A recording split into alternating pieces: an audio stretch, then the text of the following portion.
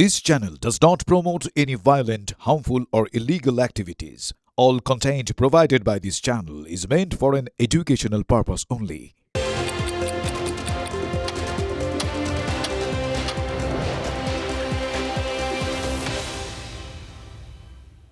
নমস্কার, টিভি9 বাংলায় আপনাদের স্বাগত জানাই। আমি শুভজিৎ রয়েছি আপনাদের সঙ্গে। আর পাঁচটা মানেই জানেন পাঁচ কথা মানে এই মুহূর্তের সবথেকে গুরুত্বপূর্ণ খবর, তাদের লেটেস্ট আপডেট কি রয়েছে আজ পাঁচ কথায়। আমি শুভজিৎ আপনাদের সঙ্গে।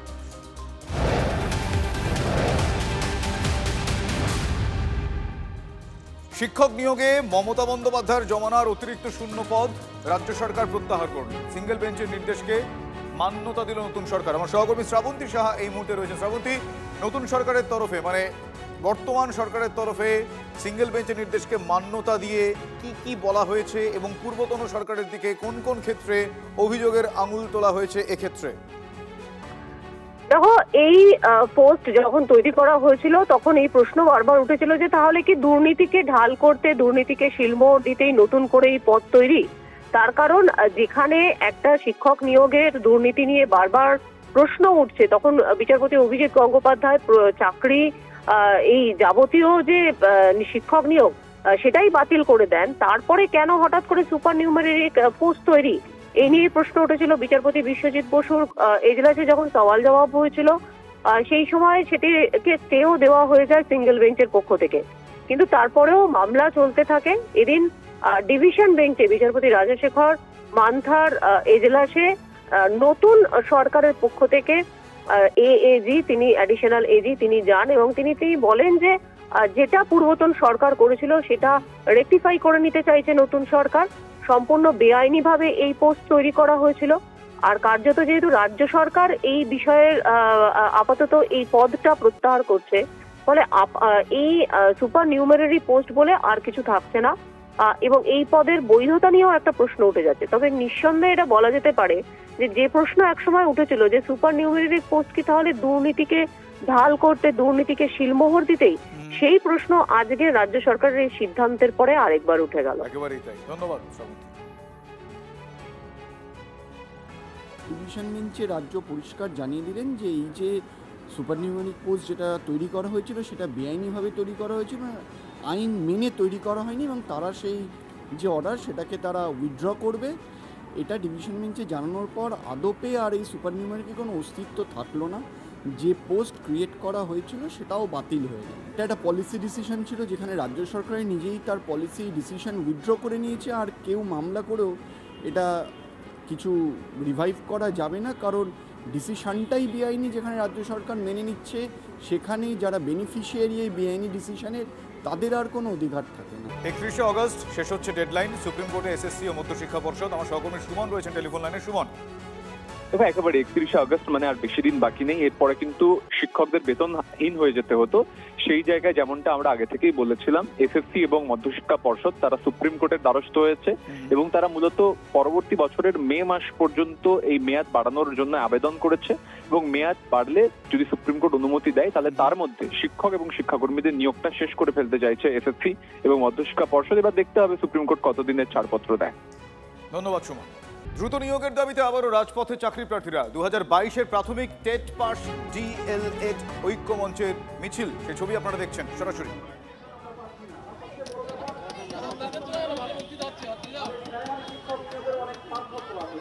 এই মুহূর্তে দেখছেন হাতে শিকল পরে অভিনব প্রতিবাদ তাদের।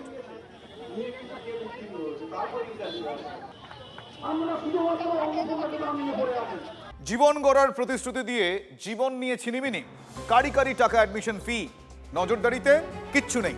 শহরের অভিজাত স্কুল, কোট আনকোট, যে সমস্ত স্কুলগুলোকে অভিজাত স্কুল বলে ডাকা হয় সেই সমস্ত স্কুলের আদৌ আভিজাত্য কোথায়? এই ঘটনা প্রমাণ করছে সাপের দৌরাত্ম্য স্কুলে, যে স্কুলে ভর্তি হতে কারি কারি টাকা নেওয়া হয়। শৌচালয় এক পড়ুয়াকে সাপের কামড়, আহত ছাত্রী বাইপাসের বাইপাসে একটি বেসরকারি হাসপাতালে চিকিৎসাধীন। শহর কলকাতার বুকে এরকম একটি স্কুল, যে স্কুলগুলোকে অভিজাত স্কুল বলে ধরা হয়, সেই স্কুলগুলোর এই ধরনের ঘটনা আরও একবার চোখে আঙুল দিয়ে দেখিয়ে দেওয়া হলো। ছাত্রছাত্রীদের ভর্তি নেওয়ার সময়, সন্ততিকে ভর্তি করার সময় বাবা মায়েদের কাছে কারি কারি টাকা নেওয়া হয়, কিন্তু সেই স্কুলে সাপের কামড় খেতে হলো এক ছাত্রীকে। নামজাদা বেসরকারি স্কুল, তার ইনস্টিটিউশন, এবং সেখানেই সাপের কামড়ে আহত হয়, এক গুরুতর জখম হয় এক পড়ুয়া, এবং তারপর কিন্তু আমরা সেই স্কুলে আসি এবং স্কুলের তরফ থেকে যেটা জানানো হলো যে ইনকোয়ারি কমিটি তৈরি করা হয়েছে এবং সেই ইনকোয়ারি কমিটি তদন্ত করছে এবং তদন্ত করে তারা আগামীকাল রিপোর্ট পেশ করবে, তারপরে স্কুল কর্তৃপক্ষ এই বিষয়ে জানাতে পারবে। তবে এই স্কুলের চারদিকেই রয়েছে জলাশয়, এবং ইস্ট কলকাতা যে জলাশয় তার মধ্যেই এই স্কুলটা রয়েছে, অর্থাৎ সেই অংশের মধ্যে, এবং সেখানেই কিন্তু এই স্কুলের মধ্যে আমরা একদম দাঁড়িয়ে রয়েছি। ওই হচ্ছে হেরিটেজ স্কুল এবং তার ভেতরে শৌচালয় এই ঘটনা ঘটেছে। এবং যেটা স্কুল কর্তৃপক্ষ জানালেন যে ইনকোয়ারি কমিটি তারা তদন্ত করে রিপোর্ট জমা করবে এবং তারপর তাদের মুখপাত্র এ বিষয়ে জানাতে পারবেন যে কেন কিভাবে এই ঘটনা ঘটলো, স্কুলের ছাত্রদের যেখানে একটা ইন্টারেস্ট জড়িয়ে আছে, নিরাপত্তা জড়িয়ে আছে, সেখানে কি করে এই ঘটনা ঘটলো সেটা পরবর্তীকালে জানা যাবে। ক্যামেরায় সুদীপের সঙ্গে সুমন, TV9 বাংলা, কলকাতা। মহুয়া মৈত্রর বিরুদ্ধে গ্রেফতারি পরোয়ানা জারি। কৃষ্ণনগরের সাংসদের বিরুদ্ধে গ্রেফতারি পরোয়ানা। কৃষ্ণনগরের তৃতীয় জুডিশিয়াল ম্যাজিস্ট্রেট আদালতের বারবার হাজিরা এড়ানোয় মহুয়া মৈত্রর বিরুদ্ধে গ্রেফতারি পরোয়ানা জারি। আমার সহকর্মী মহাদেব এই মুহূর্তে রয়েছেন। মহাদেব, ঠিক কি কারণে গ্রেফতারি পরোয়ানা জারি, এখনো পর্যন্ত কি জানানো হয়েছে, আমি একটু ডিটেইলে জানতে চাইবো তোমার কাছ থেকে। দেখো, মহুয়া মৈত্রের বিরুদ্ধে কিন্তু একাধিক মামলা হয়েছে। অর্থাৎ যখন পুরাতন সরকার ছিল তখনও কিন্তু মহুয়া মৈত্রের বিরুদ্ধে অভিযোগ হয়েছিল দেশের স্বরাষ্ট্রমন্ত্রীকে কুকথা বলার কারণে। আবারও রাজ্যের পরিবর্তনের পর কিন্তু মহুয়া মৈত্র সেই শুনানিতেই আদালতে আসার কথাকে কেন্দ্র করে কিন্তু এলাকায় প্রচুর মহিলার জমায়েত হয় আদালত চত্বরে, এবং তাকে ডিম ছোড়া হবে এমনটা কিন্তু লক্ষ্য করা যায় বলে জানা যায়। সেই ঘটনাতে মহুয়া মৈত্র উপস্থিত না হয়ে তিনি সোশ্যাল মিডিয়ায় পোস্ট করেন এবং তার বক্তব্য পোস্ট করেন, যেখানে তিনি বলেন যে এই সকল মহিলাদের চিহ্নিতকরণ করা গেছে এবং তাদের বিরুদ্ধে মামলার হুমকি দেন। পাশাপাশি ধর্মীয় অর্থাৎ বোরখা পরে তাদেরকে আসার কথা বলেন। এই ঘটনার পরিপ্রেক্ষিতে কিন্তু তার বিরুদ্ধে মামলা রুজু হয় এবং সেই মামলাটি আজকে হাজিরা ছিল, কিন্তু তিনি হাজিরায় আজকে উপস্থিত হননি। আর তিনি উপস্থিত না হওয়ার কারণেই তার গ্রেফতারি পরোয়ানা জারি করা হয়েছে আজকে, এবং আগামী এই ঘটনায় কিন্তু তাকে আবার পুনরায় হাজিরা হতে হবে কৃষ্ণনগর আদালতে। ধন্যবাদ মহোদয়। তার আদালতে হাজিরা দেওয়ার সর্বশেষ দিন ছিল এবং সেই প্রেক্ষাপটে তিনি আসেননি, এবং কোর্ট আবার অর্থাৎ Dibyendu Das JM third court Krishnanagar Nadia তিনি সেটাকে কনসিডার করে 19/8/26 তারিখে তার দিন ধার্য করেন, এবং সেখানেও তিনি প্রথম প্রেক্ষাপটে আসেননি এবং জেএম থার্ড কোর্ট মহাশয় তাকে 5টা পর্যন্ত সময় দেন। সেক্ষেত্রেও তিনি সেটা অবমাননা করেন। এই আদালত অবমাননার পরিপ্রেক্ষিতে আজকে তার বিরুদ্ধে গ্রেপ্তারি পরোয়ানা জারি করলেন কৃষ্ণনগর জেএম থার্ড আদালত। 28/8/26 তারিখের মধ্যে তাকে সশরীরে হাজিরা হতে হবে, ওয়ারেন্টটা রিকল করে হাজির হতে হবে। আমি আরো একবার যাবো আমার সহকর্মী মহাদেবের কাছে। মহাদেব, তাহলে এখনো পর্যন্ত যা সিচুয়েশন, লেটেস্ট আপডেট তুমি যেরকমটা বললে, তাহলে এরপরে কি হতে চলেছে? আইনি ভাষায় কোন কোন সম্ভাবনাগুলো এখনো পর্যন্ত সামনে আসছে? দেখো, মহুয়া মৈত্রকে কিন্তু আদালতে হাজিরা দিতেই হবে, তাই এমনটা কিন্তু জানা গেছে। মহুয়া মৈত্রকে আগামী 28 তারিখের মধ্যে কিন্তু আবার হাজিরা দিতে হবে। এর আগে যে হাজিরাগুলো ছিল, অর্থাৎ সেই হাজিরাগুলোয় তিনি হাজির হননি, যে কারণেই তাকে আজকে গ্রেপ্তারি পরোয়ানা জারি করা হয়েছে। এবং বিগত কয়েকদিন আগেও তিনি কিন্তু নদিয়ার হুগলবেড়িয়া থানায় একটি মামলায় তিনি হাজিরা দিয়েছিলেন, এবং একাধিক মামলা তার বিরুদ্ধে রয়েছে। সেই সকল মামলাগুলি যে তারিখগুলি রয়েছে তার হাজিরার, সেই হাজিরা না দিলে আবারও পরবর্তী ক্ষেত্রে কিন্তু কড়া পদক্ষেপ দিতে পারে আদালত, এমনটা কিছু জানা যায়। বেশ, রাজনৈতিক ব্যক্তিত্ব বিজেপি নেতা, বিজেপি সাংসদ রাহুল সিনহা এই মুহূর্তে আমার সঙ্গে টেলিফোন লাইনে রয়েছেন। রাহুল বাবু, মহুয়া মৈত্রর বিরুদ্ধে গ্রেফতারি পরোয়ানা জারি হয়েছে কৃষ্ণনগরের সাংসদের বিরুদ্ধে।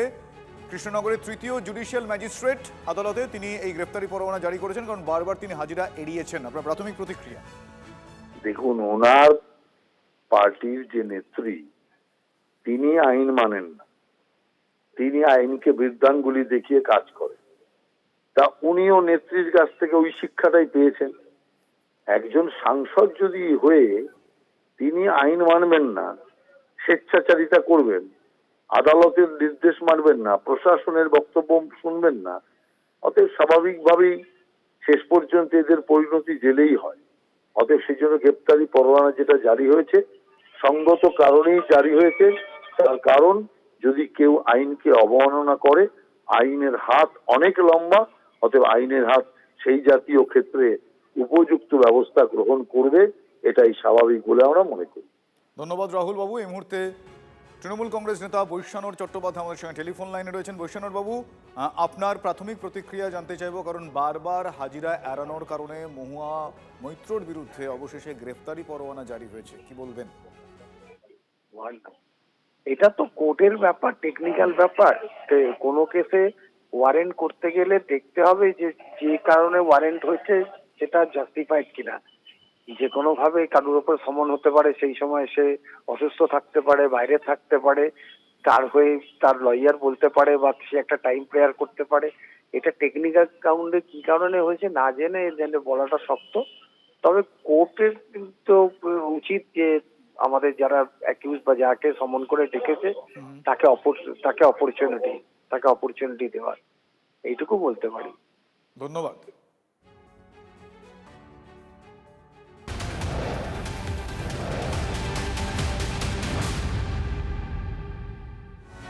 রাজ্যে কনস্টেবল নিয়োগে মেধা তালিকা প্রকাশে অন্তর্বর্তী স্থগিতাদেশ দিল কলকাতা হাইকোর্ট। তৃণমূল আমলের নিয়োগের উপর স্থগিতাদেশ হাইকোর্টের। 2024-এ কনস্টেবল পদে প্রায় 12,000 শূন্য পদে নিয়োগের বিজ্ঞপ্তি।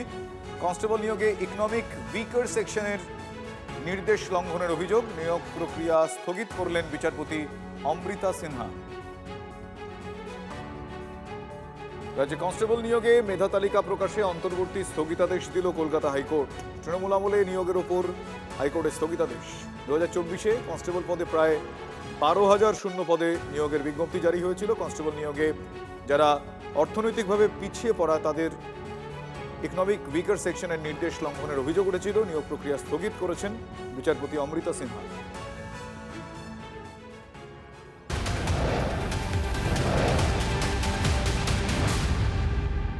পাকচর রানার অফের আরও এক শাগরেদ গ্রেফতার। হুগলির রিষড়া থেকে পাকড়াও করল বেঙ্গল এসটিএফ।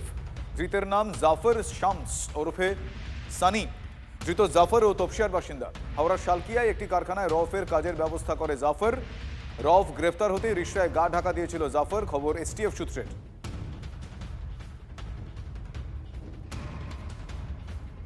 6-7 বছর আগের মতন থাকতো, কিন্তু ভালোই ছিল ছেলেটা, কোনো এই নেই। যদি কাজ করতে দু ভাই, বোনরাও কলকাতাতে বিয়ে হয়েছে। তারপর এখান থেকে যখন বাড়িওয়ালা ওদের সরিয়ে দিল, বিল্ডিং বানালো, ওরা কলকাতা শিফট হয়ে গেছে। এখানে ওর বাবা তো মিলে চাকরি করতো, দুটো মিলে চাকরি করতো।